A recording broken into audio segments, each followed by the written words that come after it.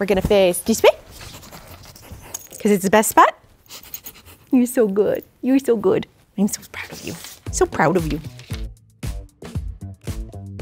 Any dapper dog would love to sport a quilted coat, and if you can quilt, you can make this. For most pet garments, whether purchased or custom made, there are 3 key measurements: neck, chest, and back.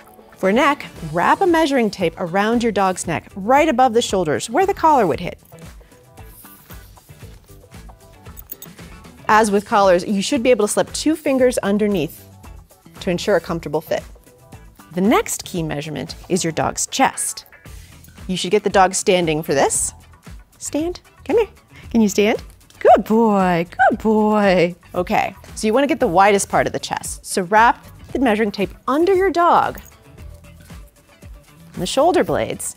Come here, buddy. Right between the shoulder blades. You also want to get 2 fingers under there. Oh, not those treats, buddy.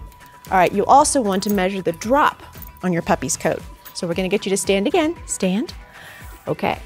And I want to be about, yeah, the longest part, I want it to be about there. Length is another thing that you'll want to measure when your dog is standing. So you want to measure from, come here, buddy. Stand. Good boy.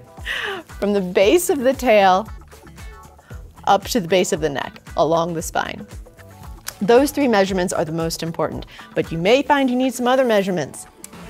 If your garment has sleeves, for example, or if you're making a little hat for your dapper dog, some of that might involve some trial and error or pattern grading, just like human clothes. For this pattern, let's also measure along the front of the chest to the tops of the shoulder blades. So we're gonna measure from about here, right along there. That's a comfortable fit. Great. All of these measurements do require a couple of things: measuring tape, notepad and pen, scritches, treats, there you go, buddy, and a happy pup. He's a good boy. He's a good boy. Patterns are available on quiltingdaily.com.